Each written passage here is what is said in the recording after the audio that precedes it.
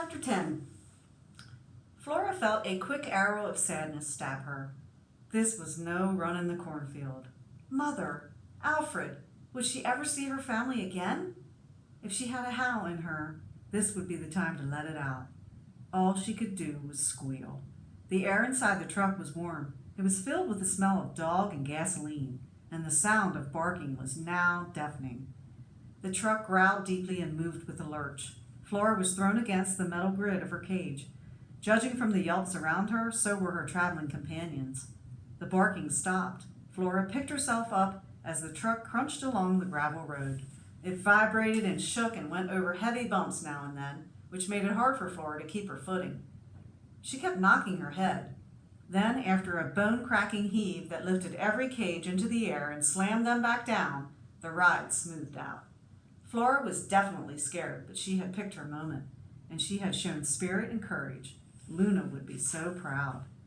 Luna! Flora didn't even get to say goodbye. Flora looked around her cage. A dirty, crumpled blanket lay on the floor, and 2 metal pans were upturned. There might have been water in one of them until the big heave. Now there was just a wet spot on a corner of the blanket. Beside the other bowl were 2 carrots and half an apple. If only Alfred were here with her. No, it was a good thing her little brother was safe in the pen. Of course Luna would be just fine. She was happiest telling stories, except now she would have to find someone else to listen to them. Daylight flashed in through the corners of the canvas sides. In the flashes, she caught glimpses of the dogs. She watched as some of them circled inside their cages before lying down. There were perhaps 10 or 15 altogether, and they didn't seem afraid or worried. Oscar, she said. It was the only name she knew. Is Oscar here? She said louder, though she doubted anyone could hear over the truck's roar. There was no answer. Whether these dogs were from the farm or not, Flora was sure she was the only pig. Judging by how hard the men had worked to catch her or one of her brothers, there must be a need for a strong and fast pig on this adventure. No pig on the farm was stronger or faster than she was. The drone of the wheels made Flora sleepy. She circled on her blanket as she had seen the dogs do and then flopped down. Boom! Flora's eyes opened. Crash! Thunk! She scrambled to her feet. The truck had stopped moving. Men were shouting to one another. The flap at the back of the truck suddenly opened, and light poured in. 2 men reached into Flora's cage, lifted her out, and placed her on solid ground. She rocked a bit, getting used to the feel of a steady surface again. Hands fumbled around her neck, buckling up a leather collar and then chaining it to a short post. The dogs were lifted from the truck one by one, still inside their cages. Then the truck roared away louder than ever. At first, Flora had trouble opening her eyes. The world was too bright, but by squinting, she slowly got used to it. The dock was busier than a pig pen, full of piglets, and noisier than a truck full of dogs. Men in heavy boots stomped here and there. They carried, rolled, and pushed boxes and barrels from one pile to another. A ship with a thundering engine pulled alongside the dock.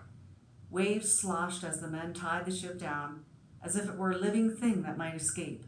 On top of the post sat a white bird staring at her. Hello, said Flora. The bird squawked and flew off. Flora turned her head. In one direction were the piles of boxes and crates and cages. She couldn't see inside any of them. In another direction, there was nothing but blue, sparkling water. This had to be the ocean Luna described. Who would have thought Flora would someday be here, listening to the waves and actually seeing them? And the smells. Luna hadn't told her about the fish smell or the smell of the oily, dark wood that she was standing on. Plus, there was the smell of garbage and, of course, the salty sea. A manure pile smelled fresh and clean compared to this, but Flora liked it. To her, it was the smell of adventure. Slide out the gangplank, a sailor bellowed. A great board banged down from the ship onto the dock, and soon the men were filing up it, carrying barrels and boxes. Crash! Flora jumped. A large wooden box had been slammed to the ground behind her, almost crushing her tail. But the men didn't seem to notice or care. Only the ringing of a big bell finally made them stop and look around. They seemed to relax and breathe easier, and they addressed one another for the first time that day. Lunchboxes appeared in strong hands, and the men sat in small groups. They tore at their sandwiches as Flora watched. That was better. Now Flora could think, maybe even talk to someone. She took a dainty step. Her chain was just long enough that she could see into the first cage. The eyes that looked back were soft blue with black in the middle. Flora blinked. It was Oscar from the farm. She didn't remember him being so large, nor that he had strictly black and white fur. He blinked back when he saw her. Flora cleared her throat. Good morning. It's nice to see you again. You're Oscar, right? My name is Flora. The dog blinked again. That's right. I'm Oscar. Good morning. Oscar had a deep, smooth voice. Flora hoped he would feel like talking. Do you know what happens next? Oscar looked Flora over. It wasn't an unfriendly looking over, but slow and thoughtful, as if he weren't sure he should be talking to a pig. Yep, he said finally. We get on a ship and sail away. That ship? Asked Flora. That's it. Oscar flipped his nose toward the ship tied to the dock. The Explorer. The Explorer? A thrill went from Flora's shoulders down to her hooves. That sounds very exciting. And what is it we'll be exploring? Oscar sat up. We are going to be the first expedition ever to cross the Antarctic. I've already been there. To get ready for the journey, I went with a team months ago to make food drops. Flora was confused. But didn't I see you on the farm the day I escaped my pen? Oscar raised his eyebrows. Oh, so that's why you look familiar. Yes, that was me. When I'm not leading a team, I train young dogs. Only this time you'll be pulling a sled, right? Yep, that one over there. Flora looked. Resting on a cement platform was a wooden sled with curved runners, sweeping diagonal frame pieces and a long, narrow bed for carrying a load. Flora imagined dogs pulling it over the snow. It looked nothing like the cart with wheels back on the farm. Wow, she breathed. Is it fast? Depends on the strength of the team. No wonder the men had grabbed her. They really did need a strong, fast pig. Flora waited for Oscar to say more, but he was silent.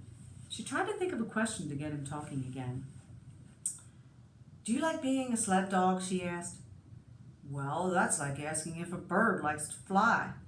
Being a sled dog is what I was born to do, said Oscar. You have to be willing to work hard and get cold and tired.